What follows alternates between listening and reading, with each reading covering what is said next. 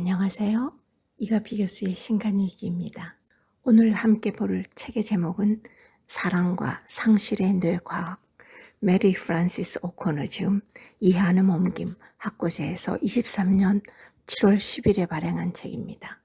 이 책을 선택한 이유는 우리가 이 나이가 되면 사랑하는 이를 잃어보지 않은 사람은 거의 없을 것입니다. 그래서 우리가 사랑하는 이를 잃었을 때 뇌에서 무슨 일이 일어날까 하는 것이 궁금했기 때문입니다. 이 책의 저자는 애리조나 대학교 심리학과 교수로 애리조나 대학교 대학원에서 비애의 진료를 다룬 연구로 박사학위를 받았고, 박사 후 과정은 UCLA에서 다른 연구자들과 함께 세계 최초로 비애의 fMRI 연구를 했습니다.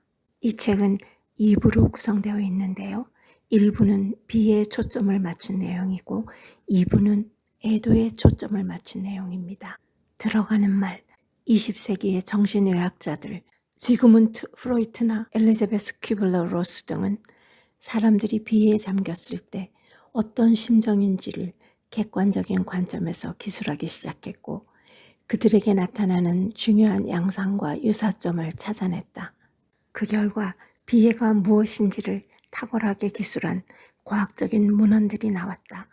즉, 비애가 어떤 느낌인지, 어떤 문제로 비애가 생기는지, 몸은 어떻게 반응하는지 등을 기술했다.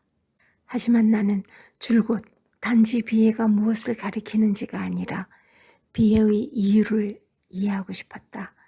비애는 왜 그렇게 우리를 아프게 할까? 사별, 즉 자신과 끈끈한 관계였던 누군가의 영구적인 부재가 왜 그렇게 통렬한 감정을 불러일으키고 자기 스스로도 이해할 수 없는 행동과 믿음을 낳는 것일까? 나는 그 답의 일부를 뇌에서 찾을 수 있을 거라 확신했다. 우리의 생각과 감정, 동기, 행동이 자리한 곳에서 말이다. 비애에 잠겼을 때 뇌가 무엇을 하는지를 지켜볼 수 있다면 아마 그 감정이 어떻게 생기는지를 알아낼 수 있을 거고, 그러면 그 이유를 이해하는 데에도 도움이 되지 않을까.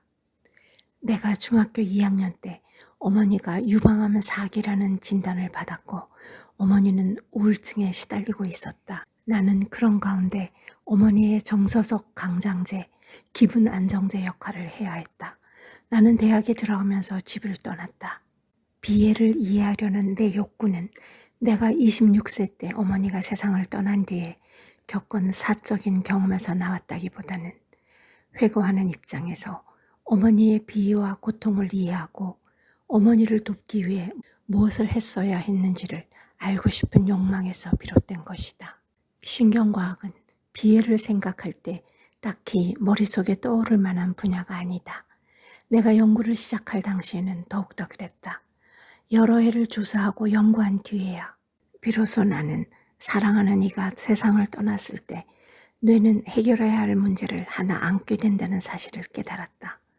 이 문제는 사소한 것이 아니다. 내게 하나밖에 없는 존재를 이뤘을 때 우리는 무너진다. 사랑하는 이는 물과 음식 못지않게 우리에게 꼭 필요하기 때문이다. 다행히도 뇌는 문제를 해결하는 데 뛰어나다. 사실 뇌는 바로 그 기능을 위해 존재한다.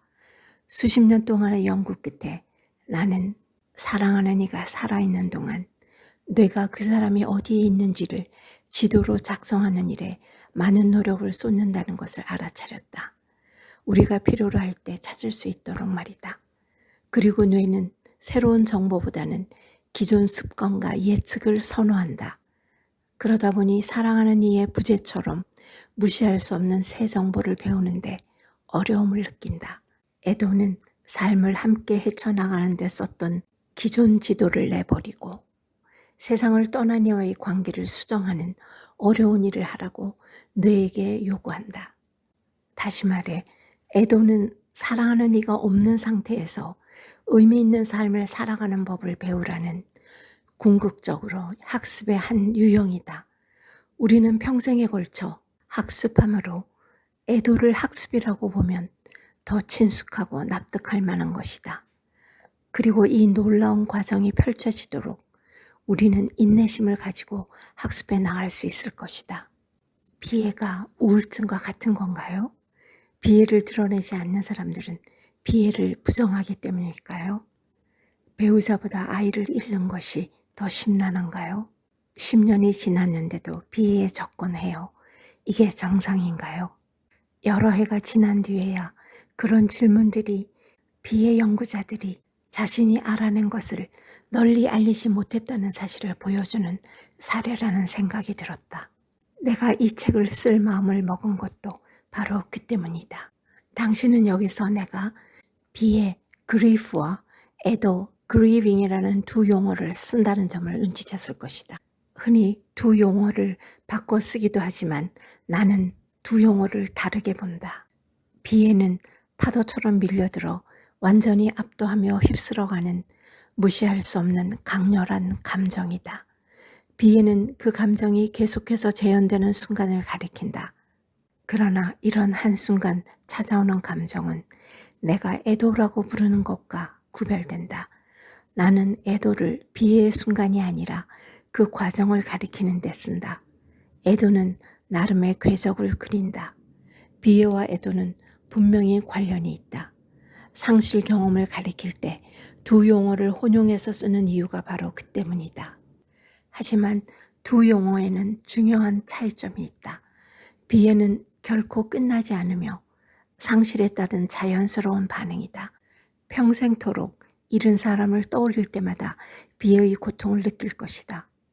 상실을 겪은 지 여러 해가 지나서 충족되고 의미 있는 삶을 살아갈 수 있을 만치 회복되어도 여전히 비애에 휩싸이는 순간을 겪을 것이다. 그러나 우리가 비애라는 인간의 보편적인 감정을 영구히 겪긴 하겠지만 시간이 흐르면서 애도를 통해 그 경험은 달라진다. 즉 우리는 적응한다. 비애라는 감정은 동일할지라도 그 감정과의 관계는 달라진다. 당신이 내 평생에 걸친 연구에 힘입어서 새로운 렌즈를 통해서 삶을 볼 수 있기를 바란다. 뇌 덕분에 우리가 사랑하는 일을 여생 동안 가슴에 품은 채로 살아갈 수 있다는 것을 말이다. 이 책의 들어가는 말이 길기도 했지만 제가 여러분에게 길게 소개한 이유는 전체적 개요를 평범한 독자들에게 잘 소개하고 있기 때문입니다. 그럼 1부와 2부의 내용에서 중요한 얘기를 말씀드릴게요. 애도에서 벗어나는데 왜 오래 걸릴까? 그것은 우리의 뇌가 양립할 수 없는 믿음을 해소해야 하기 때문입니다. 사랑하는 이를 잃었을 때 우리는 그 사람이 사라졌음을 알면서도 다시 문으로 걸어 들어올 것이라는 주술적 믿음을 을에 지니고 난다. 먼저 자신이 주술적 사고를 하고 있음을 깨닫고 사람이 양쪽을 다 믿는다는 사실을 직시하고 그것이 정상임을 받아들이는 것이 오히려 애도에 도움이 되지 않을까 생각합니다. 사별한 사람 10명 중 1명은 장기간에 걸쳐서 적응하지 못한다. 이들은 시간이 흘러도 살아갈 의미를 되찾지 못한다. 나는 이것을 복합 비애라고 부르는데 사별 뒤에 애도의 합병증으로 빚어지는 심각하면서 지속되는 경험을 가리킨다. 네덜란드의 한 연구에 따르면 복합 비애를 앓는 사람들이 사별하지 않은 사람들보다 뇌 부피가 상당히 적었고 사별하지 않은 이들과 사별 후에 회복으로 나아간 이들의 뇌는 전혀 차이가 없다는 것을 알았다. 따라서 노년의 사별로 인해 비애에 더 심하게 빠질수록 뇌 부피가 더 작았다. 또한 신경영상 연구에 의하면 복합 비애 집단과 회복 집단은 한 뇌 영역에서 차이를 보였다. 바로 측좌핵이었다.